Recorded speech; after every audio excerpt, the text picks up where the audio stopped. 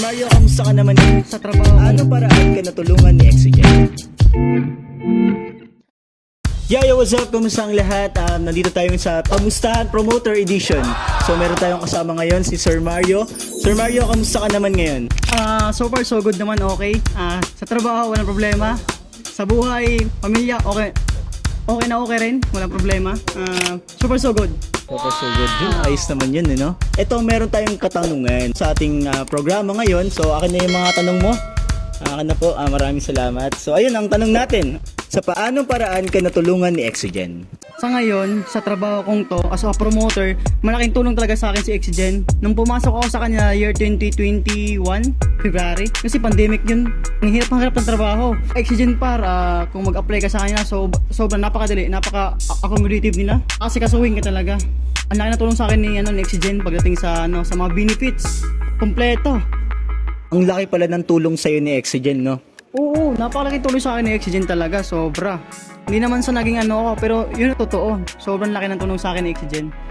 Pangalawang katanungan, anong pagbabagong naganap matapos mong pumirma ng kontrata sa Exigen bilang isang empleyado? Mga nabagong naganap, no? Simula nang pumirma ng kontrata sa kanila since 2021, nabago yung patanaw ko nga kasi nga first time ko talaga mag-appliance, wala akong alam sa appliance. Sinubukan ko lang mag-apply sa kanila, sinubukan ko lang mag-walk-in sa kanila kasi nga desidido talaga magkatrabaho ng time na yun kasi wala akong trabaho. Nag-resign ako sa dati kong trabaho kasi nga yung pasok namin doon alternate na lang. Alam mo yung palitan? Oo, naranasan ko yan Palitan. So nag-resign ako noong December. So nakapasok ako kay Exigen February 2021. Pagkatapos kong pumirma sa kanila ng kontrata, doon ko naranasan na, uy, ang ganda pala mag-appliance, no? No? Sinubukan ko lang talaga na walk-ins na ako sa kanila doon, walk-in. Pumunta lang ako doon, wala akong kakilala, walang backer. Hinalap ko lang sa kanila, nagtanong-tanong na ako sa mga promoter ko anong magandang applyan.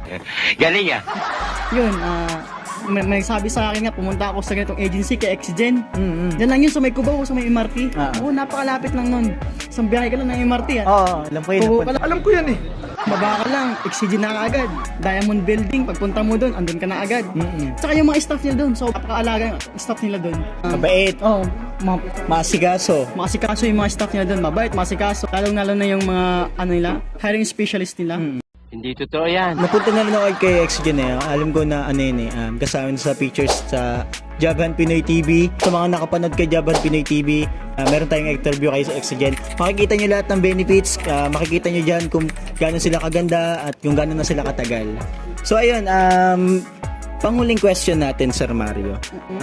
Ano ang dahilan ng iyong pananatili kay Exigen? So ano daw ang dahilan bakit nagtatagal ka kay Exigen? Maraming dahilan. Unang-una hindi lang sa pera.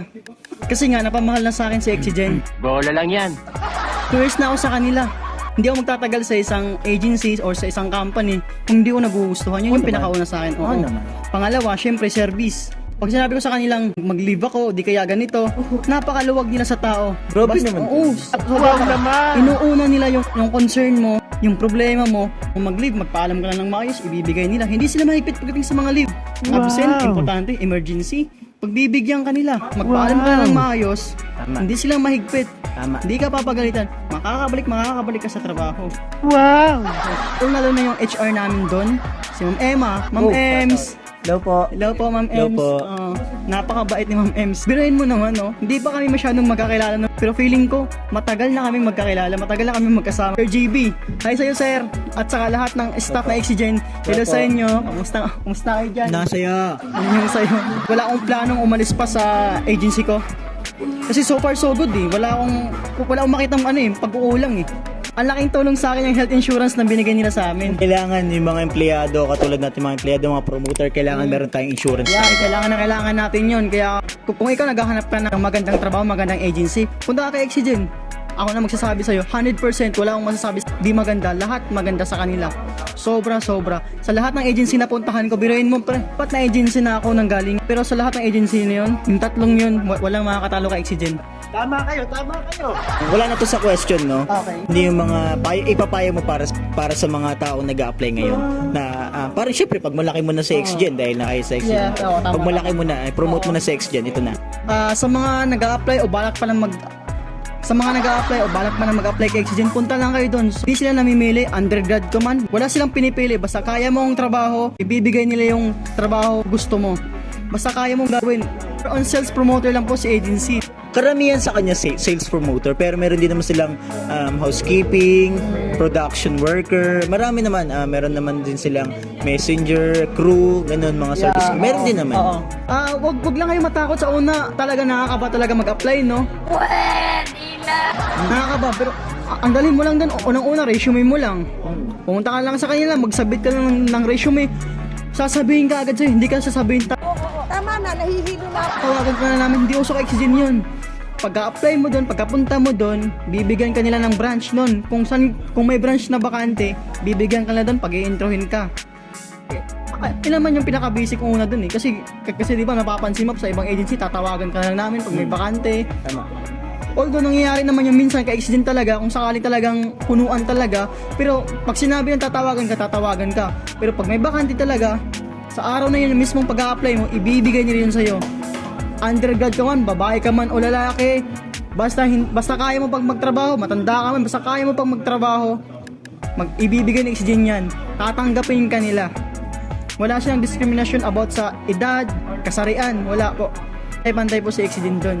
Ako, nagpapasalamat ako sa Oxygen dahil sa inyo. Nagbago ang buhay ko. Matagal na rin ako sales promoter, almost 8 years na rin, no? Sa loob ng 6 years na yun, wala talaga akong ipon. Yung nakaraang trabaho ko, wala talaga akong naipon. Dito kay Oxygen, kahit pa paano, may naipon ako. Hindi lang po kasi sahod dito. Dito sa company pinasokan ko, may konting incentives kami natatanggap. Mula sa company namin yun, pasasalamat yun sa company namin, sa pagbibenta namin ng produkto nila. Pasalamat din ako kay TCL, laki din ng tulong sa akin. Yeah, kahit ganito lang ako. Okay. Sabi na ganito ka lang, ganito ako. Proud ako na ganito ako. Proud ako na sales promoter ako. Oxygen, maraming salamat sa inyo sa pagtanggap nyo sa akin bilang empleyado nyo. Salot, heads up po para sa inyo. Sa lahat ng staff Oxygen, mabuhay kayo. Hanggat gusto nyo, buddy. Alright. Maraming po salamat sa lahat. Nakita ulit tayo sa next video natin sa ating kamustahan promoter. See ya! Bye-bye! Woohoo!